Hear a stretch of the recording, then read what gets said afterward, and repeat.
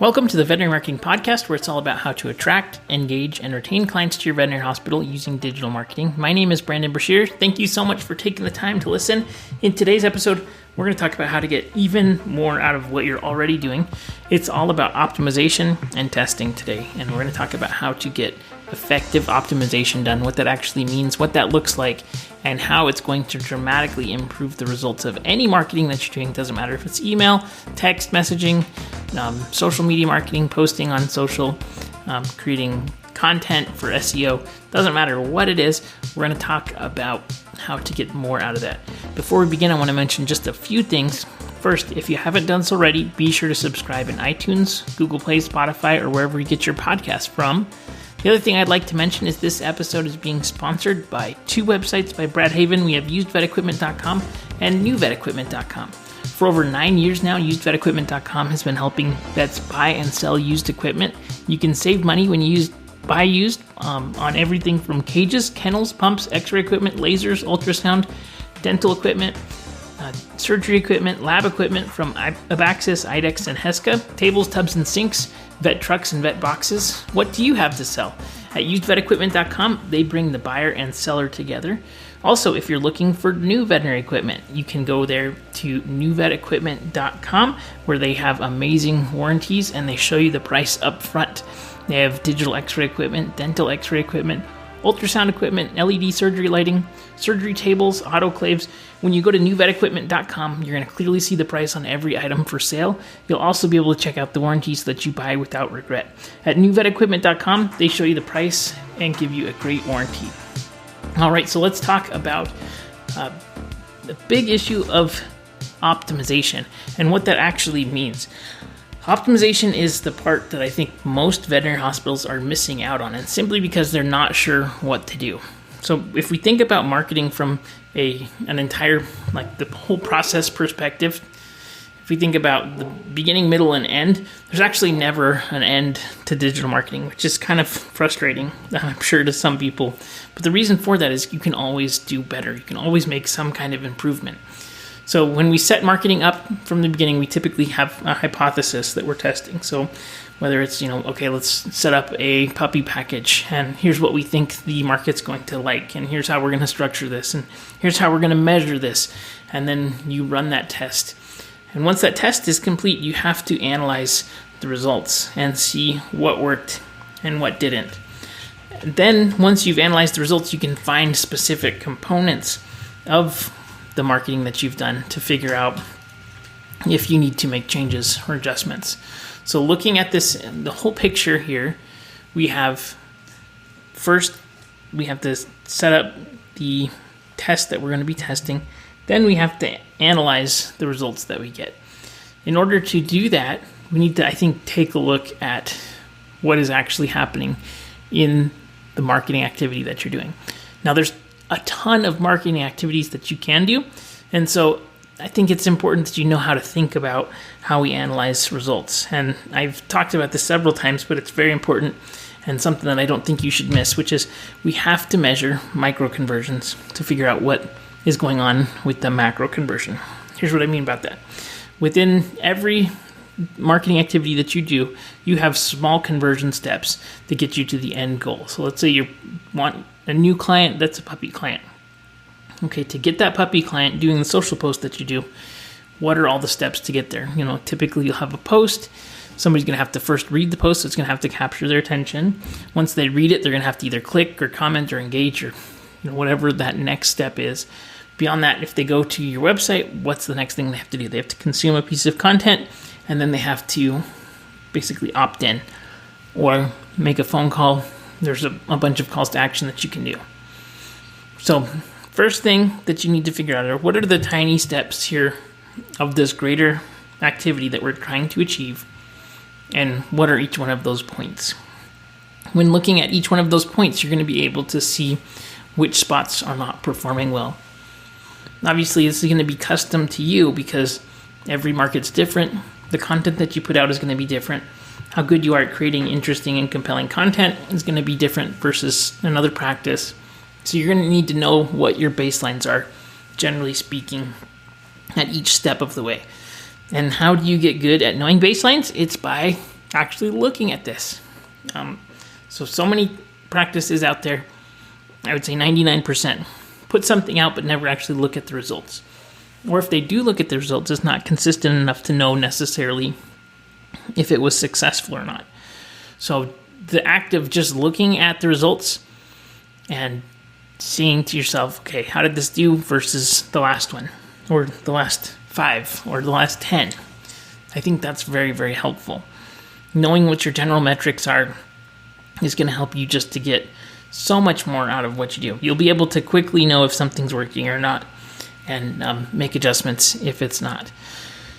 So if you are not looking at your data, you should definitely figure out a way to get that data in front of you in a way that's a lot more meaningful. So typically I suggest setting up a dashboard one time. In the next episode that I'm going to be doing, that's a solo episode, I have a couple interviews coming up here. But the next episode that I'm doing is about marketing systems that you can create once that are going to provide a huge return for you. And so be sure to subscribe so you can catch that episode here in the near future.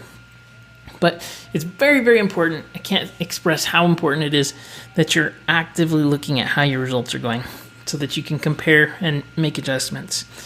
Now, moving forward, the things that I really suggest as far as optimization goes, things that you can make a huge difference and things that have to be tested and tried out, I would start at the bottom of the funnel every single time. So that's testing out different calls to action. So what's the best way that your clients like to actually convert?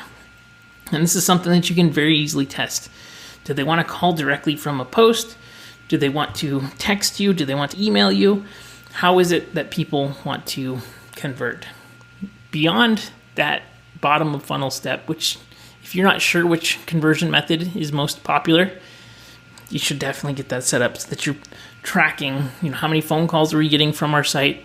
How many form fills are we getting, etc., so that you know which ones are your most popular. There's probably a big difference in terms of traffic source and activity too, so knowing which traffic sources are sending which kinds of conversion. So people searching on Google, they probably are trying to call or set an appointment. People that are on Facebook or Instagram, maybe they set an appointment online better. These are just guesses. You don't know until you look at the data. Okay, so the next thing that I think is really, really important is your offer. And when you're doing optimization testing, by the way, you only want to be testing, when you're optimizing, you only want to be optimizing certain events that you can actually see that is bringing a lift in conversion. Okay, so anytime you set up a test to optimize your content, your site, change up an offer, etc., you don't want to change 5 things at once so that you can figure out what it is that is actually making a difference and what that lift is. So looking at the increase in conversion, say for phone number versus email, that's helpful to know. But if you change up the offer completely and you change up the call to action completely and you change up the button structure and the colors of your website, the copy, you're not going to know what's going to work. Okay?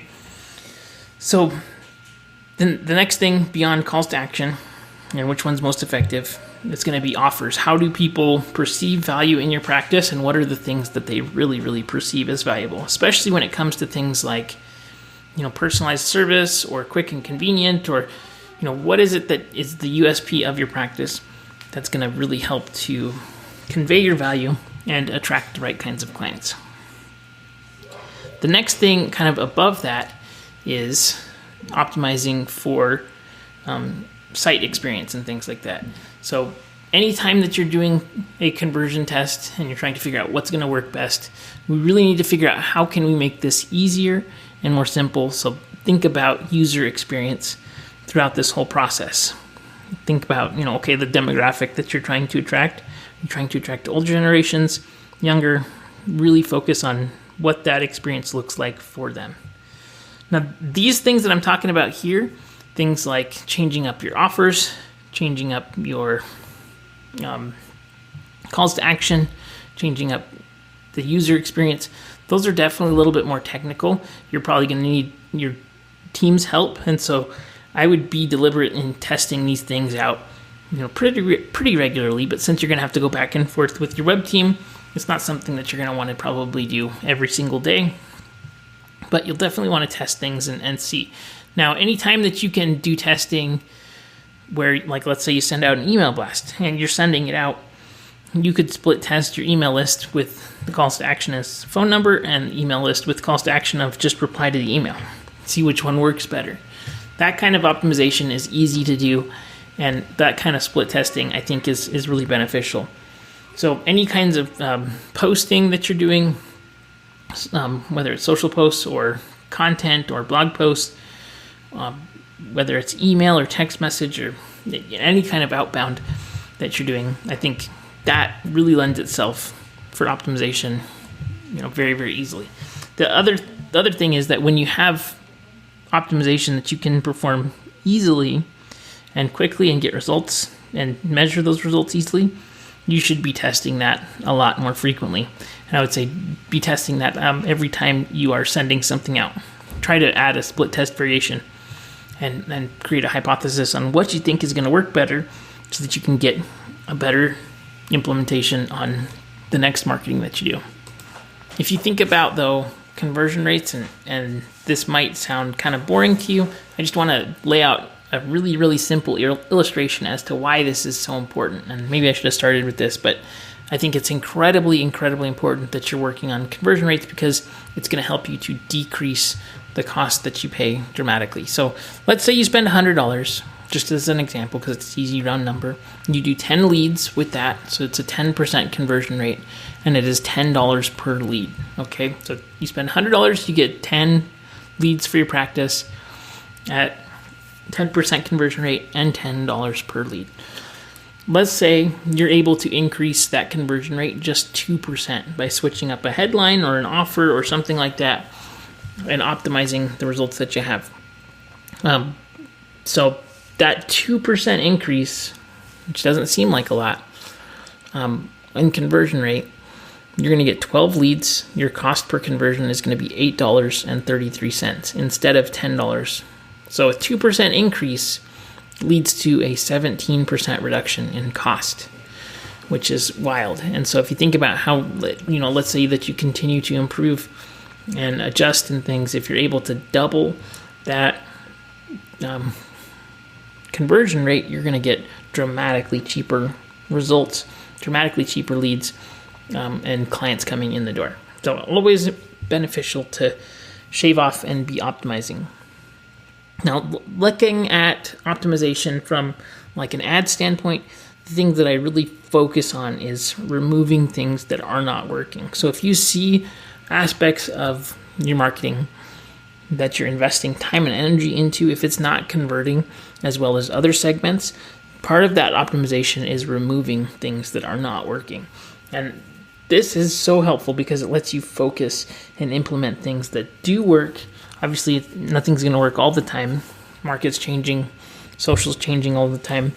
But if you are able to just continually be removing things that are not serving you anymore, you're going to compound the things that are working, and you're going to see that things are much better because you are only focusing on activities and aspects of your marketing that are working. So it's a compounding effect that you're going to get even more out of the things that you're producing and not waste time, energy, and money on things that are not. So that optimization strategy of removing what isn't serving you is, I think, probably the most important optimization strategy that you can do. For example, let's say you started a podcast for your veterinary hospital. Let's say it's the best podcast ever, but the problem is it is not generating local clients for you.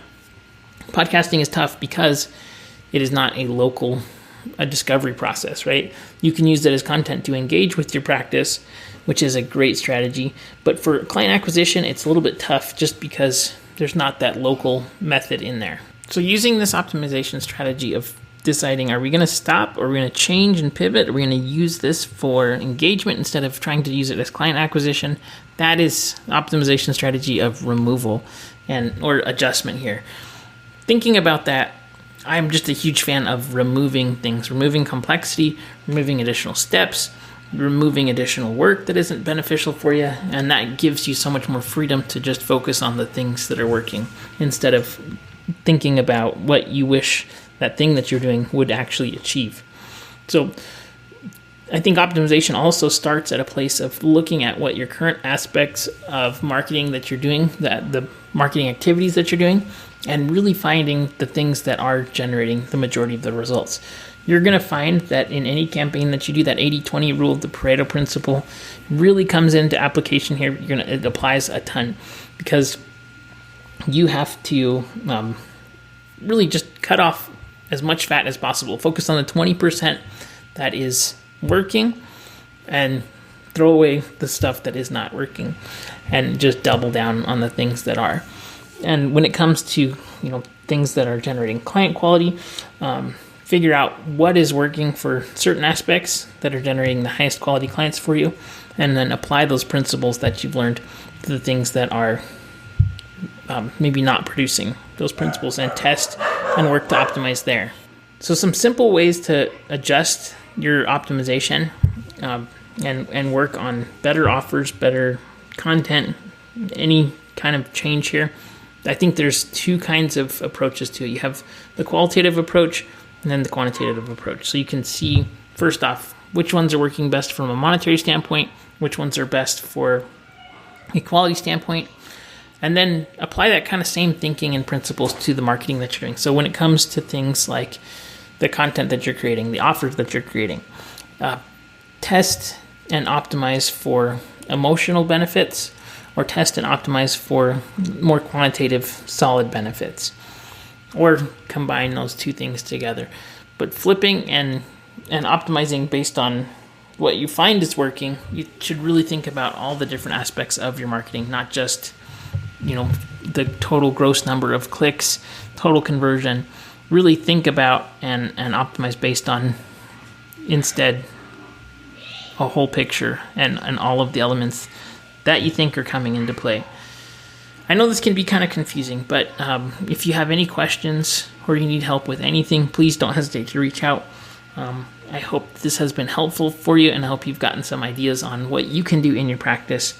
Ultimately, optimization is a long process, and it takes a lot of analysis so that you're going to be able to make smart decisions. If you need help putting up analytics or working on anything like that, please don't hesitate to reach out. But I'll see you on the next episode. Have a great day, everybody.